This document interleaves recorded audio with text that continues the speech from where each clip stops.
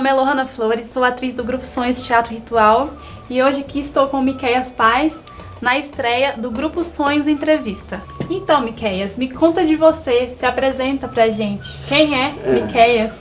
Bom, brasileiro, paranaense, candango por vivência, porque nasci no Paraná, mas fui morar em Brasília muito cedo, né, com 5 anos, tal, lá começou toda a história, mãe que adoeceu e faleceu, e aí a gente acabou ficando. Brasília é minha casa desde os 5 anos de idade, lá estudei, lá trabalho, e lá comecei a fazer o que eu gosto, que é teatro, né, há uns longos 35 anos já. E como surgiu essa paixão pelo teatro, pela arte? Quando foi? Não, na realidade eu era aluno, sim, mais um dos milhares de alunos da rede oficial do Distrito Federal na época. E aí havia um projeto plateia, era um projeto que convidava alunos a participarem de cursos de formação. E eu fui, da escola que eu pertencia, fui um dos que foi para esse curso numa tramóia de um amigo, na verdade, que eu trabalhava, não imaginava fazer teatro, né, na época, nem tinha disposição, não tinha relação com esse mundo. E ele acabou fazendo uma inscrição para o curso meio escondido e me levou quase que na marra, né? Usou alguns argumentos convincentes para um adolescente. Ainda bem. E aí eu acabei fazendo esse curso, e nesse curso a gente passou um período com a Companhia do Rio de Janeiro. Essa companhia deixou uma semente importante, porque várias dessas pessoas que fizeram inclusive esse curso continuam atuando, então é sinal que foi uma coisa muito bem sedimentada. E aí nós ficamos uma semana com essa companhia do Rio, a companhia H Papanatas, e ao final dessa semana a gente montou um trabalho que acabou virando um grupo de verdade, e esse grupo acabou inclusive sendo inserido no próprio projeto que a gente foi convidado.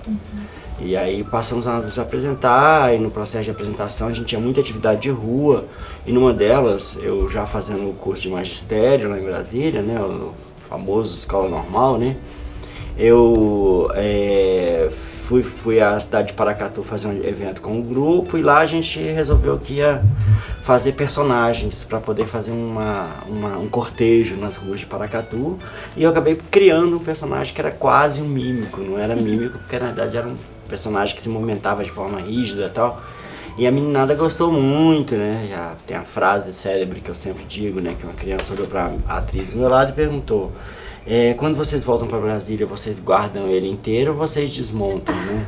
Então aquilo foi para mim o princípio de eu ter me tornado um mímico, né? Você considera que foi esse momento que surgiu a paixão ou a ligação com a mímica? Exatamente, foi nesse ponto, porque aí eu percebi que essa coisa do corpo tinha uma coisa forte, né? E aí comecei a querer entender. E já em Brasília, nesse curso que eu fazia, o curso de magistério, né, o curso normal, tinha muitas atividades, né? Muita atividade, porque como a gente estava se formando para professor, então tinha muita provocação, concursos, festas, jogos, gincanas, e um dos concursos era um concurso de teatro. E eu entrei com esse personagem, que nem era exatamente um personagem, e aí eu lembro que ainda já meio que a caminho do dia lá da classificatória, eu falei, gente, eu preciso... Aí dei uma história, e ele foi a primeira vez que eu contei uma historinha sem a necessidade de palavra. E aí acabou que ganhou, né, o festival, né, lá o concurso da escola. Aí comecei a me apresentar pela escola, em outras escolas, participar de outros eventos pela escola. E aí falei, aqui é o caminho, já são 34 anos, 33 anos. De mímica. De mímica especificamente. Fala pra gente então um pouco do que é a mímica pra você e pra gente entender um pouco desse universo que se encontra você dentro da mímica. Olha, eu acho que a mímica, ela começou comigo com a mímica mais, primeiro, muito intuitiva, né? Era uma coisa que eu achava que ia fazendo. Aí daqui a pouco, né, fui vendo pessoas, talvez de forma não elaborada, mas eu devia ter sim o Juarez Machado como uma referência. O Juarez Machado era para quem não conhece, ele é um artista plástico que fazia mímica e tinha um quadro no Fantástico, assim, no programa, né, programa semanário, né, e ele apresentava uma esquetezinha pequena em que ele misturava a coisa de ser desenhista com mímica, e acho que aquilo meio que pode ter me inspirado, não de forma planejada, pensada, falar, eu quero dizer, não tinha isso, eu acho que mais lá, né, guardado na memória, com certeza devia estar funcionando de alguma maneira.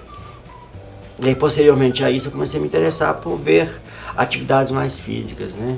Tinha um grupo chamado Endança lá em Brasília, que era um grupo que fazia uns desafios corporais maiores, sabe assim, que tinha uma coisa de quebrar a lógica da dança tradicional, tal. Eles tinham uma coisa contemporânea muito forte, eu me interessei muito e assisti várias coisas, vi muitas coisas, aí comecei a fazer oficinas, cursos.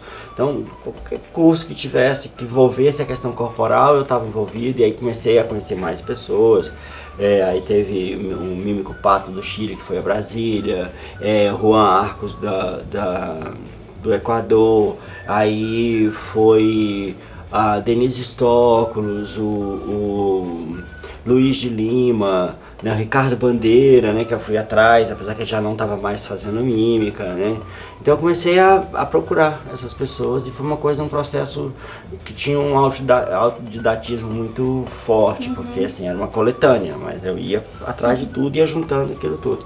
Tudo aquilo que se referia, né, ao trabalho, fui fazer, né, alguns princípios do Tai Chi, fiquei meio interessado, né, assim, ou seja, coisas que pudessem, né, ampliar as possibilidades. Exatamente. O Paulo Taka era um falecido Paulo Taka, e o Luiz Otávio Burnier, eu tive a oportunidade de conhecê-los em São Paulo, participar de atividade com eles. Eram duas pessoas da pesquisa, da visceralidade do ator, que é uma coisa que hoje eu acho que eu carrego muito, que é o Luiz Otávio Burnier, né, que é o criador do Lume, né, é o ser que criou aquela ideia louca que o Lume desenvolve hoje, né, e o Paulo Taka era um mímico mais clássico, então foi muito interessante, porque eu convivi com os dois, assim, em momentos simultâneos, e eram quase que antagônicos, né, dentro da linguagem, né, porque enquanto um era, né, o outro era todo meticuloso, né, pequeno, com gestos muito desenhados e tal, né. Então, por exemplo, o Paulo Taka usava muito Tai Chi como tanto que ele usava muito exercício, né, do Tai Chi como para que a gente tivesse a percepção corporal. E aí foi virando um caldeirão, né, E depois, mais recente, né, metade dessa minha jornada mais ou menos, eu comecei as minhas andanças fora do país, né, assim, eu fui na primeira vez através do Conselho Britânico, fui para um festival de mímica e foi muito engraçado, porque como eu não falava nada em inglês lá no interior da Inglaterra, em Kendal para ser exato, aí comecei a fazer um monte de oficinas e tal, e só fazendo na intuição e ouvindo, e aí tive a felicidade de em algumas delas ter pessoas que falavam em espanhol, que facilitava, né, você compreendia, e acabei fazendo uma oficina muito legal com o Jonathan Stone. Jonathan Stone, então, na época eu fazia direções de trabalho, estava com uns projetos na área mais da percussão vocal, talvez, né, impulsionado pelo boom que teve, né, em inglês, né, que era com os stamps, né, a galera do stamp, que é coisa de você, né, que seu corpo virava um instrumento, né, dentro do processo. E aí ele estava desenvolvendo trabalho, eu fiz a oficina dele, 6 meses depois ele me convida para participar de uma experimentação que ele ia fazer na Inglaterra. Aí eu fiquei lá mais uns 20 dias. Depois de ter feito essa oficina com ele, mais uns meses posteriores, ele entrou em contato comigo e me convidou para ingressar de fato no projeto. E aí fiquei uns 2 anos desenvolvendo esse trabalho. E aí esse trabalho foi mais uma injeção, né, dentro do meu trabalho, ou seja, eu passei a ter essa coisa da relação com a mímica e agregou ainda essa sonoridade ritmada, porque eu já fazia barulho. Né, e também graças ao inglês, né, David Glass, foi a primeira vez que eu vi uma coisa que lembrava muito a coisa do cartoon, né, da história animada, né, que era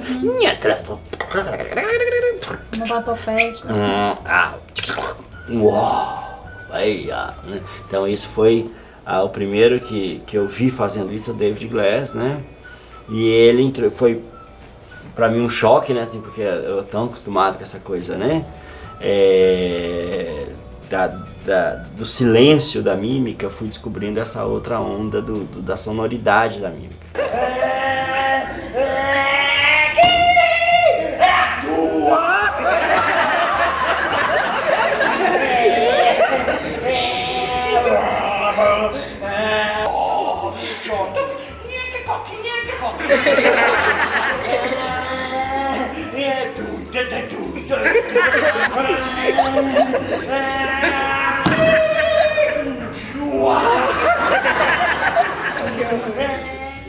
E aí, posteriormente, quando voltei desse processo todo, acabei indo na Faculdade de Arte do Cine, convidaram para que eu fosse professor durante um tempo, fiquei lá 2 anos mais ou menos dando aula.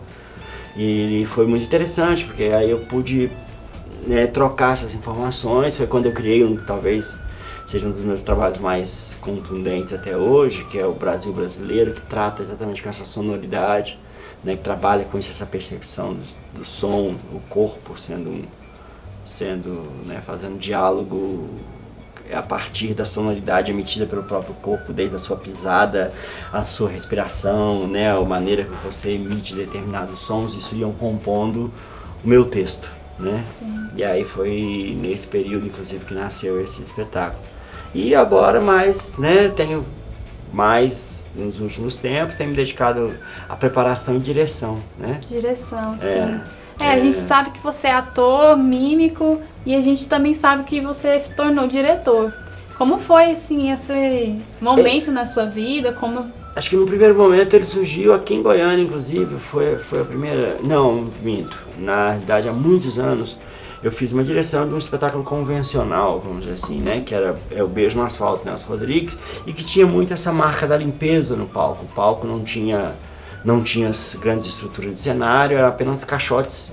E esses caixotes eram remontados e criados, configurados, né, a cenografia. Então já tinha o toque do mímico ali e tal, né, nessa direção. E aí, há um tempo, o Danilo, aqui de Goiânia, me convidou para fazer a direção, né, de um trabalho dele, né, que eu fiz toda a preparação do elenco, né, Aurora da Minha Vida, né, eu fiz a direção, a preparação do elenco para ele, assim, fiz desde o exercício até a busca da entonação vocal, que é uma coisa que as pessoas até estranham quando eu falo isso, porque assim, eu trabalho muita coisa vocal o tempo todo, talvez, porque eu não dissocio, principalmente eu preciso muito dela dentro do meu trabalho, então eu passei a desenvolver trabalhos e aprimorar técnicas, né, com a questão vocal, né, que me permite inclusive fazer caixa de ressonância, brincar com sons, né, com sons diferentes, as vozes, né, então isso me... Né, então eu desenvolvi esse trabalho com ele. Aí aqui, né, fiz o que é isso, né, aqui dos sonhos, né, dirigi Vamos à La Praia, né, então, ou seja, e agora em Brasília estou simultaneamente fazendo a direção agora do próximo trabalho aqui do Thiago, né, que é do Bassett, e inclusive o Sonhos vai receber aqui um outro trabalho que eu dirijo também, que é o Santo Cícero, né, que é um pouco da história do padre lá de Juazeiro, né, então... Aí eu tenho me dedicado um tempo a essa questão de direção, e aí ao longo da carreira também eu fui agregando outras histórias. Participei de 2 filmes, né, tem um curta, né, que eu faço uma coisa de mímico mesmo, uma intervenção nas imagens e tal. Você tocou no assunto do que é isso, que é o espetáculo do nosso grupo, do Grupo Sonhos Teatro Ritual, que é o que é isso, as aventuras de Pendu e Camille, do outro lado da lua e do arco-íris. E então... a gente quer que você fale um pouco pra gente como foi esse processo, esse encontro do grupo com o Miquéias e como foi o processo da montagem desse espetáculo que a gente trabalha a mímica. Bom, na verdade os meninos, né, me convidaram, eu tinha feito algumas oficinas, né, ofereci algumas oficinas aqui em Goiânia. E aí a gente se conheceu através delas, acho que o Nando e o Pablo, se não me engano, os 2 estavam na oficina, e a gente começou a se aproximar as relações, e a partir daí se ver mais, conversar mais, até que eu vim dar oficinas dentro, né, quando o Sonhos ainda funcionava no outro espaço, né, ainda era só o Ritual, né, não tinha o nome Sonhos ainda, e lá na Ciranda, né, se não me engano. E aí nesse espaço eu ofereci umas oficinas e a gente começou a conversar da possibilidade desse outro trabalho.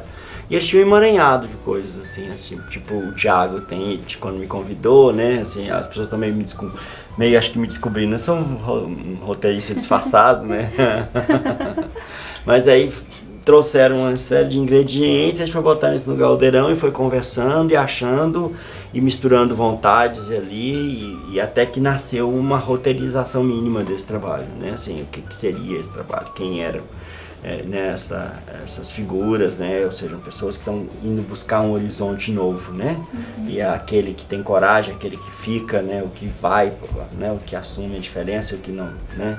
Então, na verdade, eu brinco que se quiser continuar, o que é isso, dá pra continuar, né, uma outra lá na frente, né, de repente um outro. Que é isso, 2? O que continua, né, porque tem um personagem que continua, né, a jornada, né.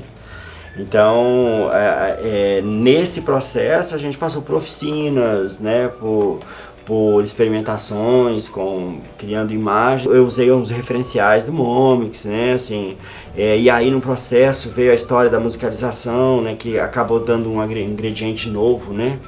A gente foi entendendo e os meninos foram percebendo e é legal quando você vai misturando as coisas que você mantém as portas abertas para a criação, né? Então, tanto eu ofereci coisas como cada um, né, dentro do processo foi trazendo coisas também, a gente foi agregando isso e hoje é o que é, né? Assim, várias experimentações, jogava uma ideia no centro ali da sala de treinamento e deixava experimentar isso, a gente fez muito isso, né, assim, havia as provocações e aí depois essa costura ia, né, a gente achou primeiro um condutor e a partir desse condutor a gente começou a exercitar coisas até chegar onde chegou. Que bom.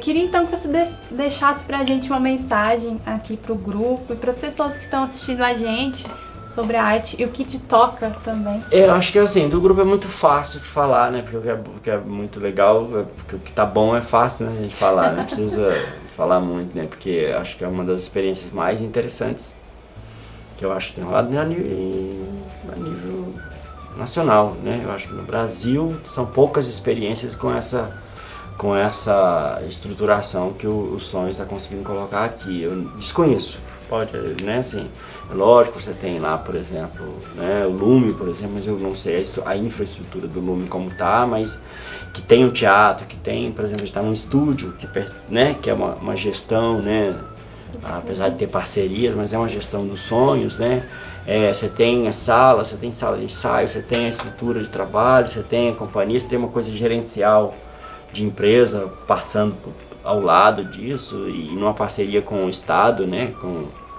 E isso é muito legal, assim, acho que é um exemplo de como se faz, sabe? Assim, é uma coisa vigorosa de se ver e acho que é uma experiência, inclusive, que tem que ser, sabe, o máximo difundida, dissecada, sabe, assim, botar no Brasil afora, porque acho que outras pessoas talvez poderiam fazer em outros estados, em outros lugares, mas não conseguem, né? E é o famoso caminho das pedras. Eu acho que o Sonhos fez o caminho das pedras, né? E acho que o grande barato que esse espaço está encontrando é que ele não trata a arte como mercadoria.